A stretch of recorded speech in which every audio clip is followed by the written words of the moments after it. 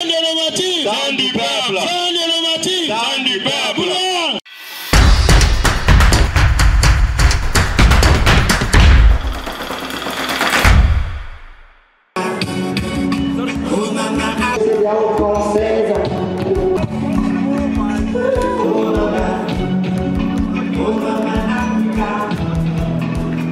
Il vous souviendra qu'aujourd'hui, ça fait exactement 34 ans d'Iran que ces martyrs n'ont pas connu justice. Et c'est pourquoi le comité directeur de l'ISN est sorti aujourd'hui accompagné de toutes les militantes et de tous les militants pour revendiquer justice à la mémoire de Aliona Hanchi, Maman Sagir et Issa Kakane, ces martyrs de la République qui méritent aujourd'hui une justice.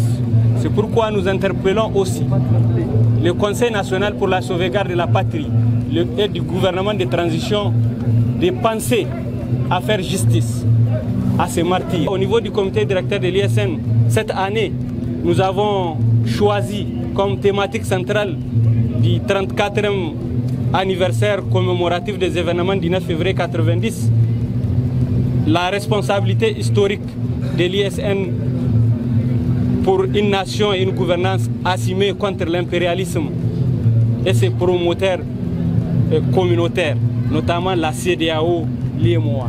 Le choix de ce thème n'est point anodin, car il résulte de l'analyse du contexte actuel qui traverse notre pays avec aussi l'embargo socio-économique qui nous a été imposé par la CEDEAO. La commémoration de cette année a un certain nombre de particularités. La première, c'est qu'il faut le reconnaître, l'ISN vient de sortir d'une situation assez compliquée de balkanisation au niveau sectionnel, c'est-à-dire au niveau des sections, d'atomisation et de division, mais aussi et surtout un bicéphalisme exprimé à l'échelle du CDUSN. La deuxième particularité, c'est que le contexte dans lequel s'inscrit cette manifestation est un contexte de ferveur révolutionnaire. Le Niger a pris depuis le 26 juillet 2023 une tournure politico et sociale, combat souverainiste et la mentalité de libérer définitivement nos États du joug de l'impérialisme et surtout l'impérialisme monstrueux de la France avec ses valeurs locaux. Tel est aussi le contexte particulier dans lequel s'inscrit cette manifestation. Nous devons non seulement nous rappeler de nos camarades tombés, mais aussi de leurs idéaux pour lesquels ils se sont bâtis.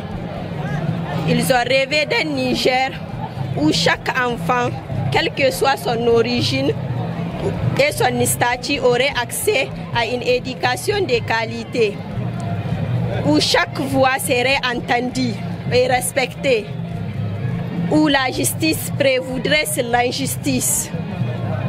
Leur rêve est devenu le nôtre et nous nous engageons à le réaliser à leur honneur. Ces trois vaillants camarades ont été assassinés de manière lâche et barbare par les autorités incompétentes d'antan.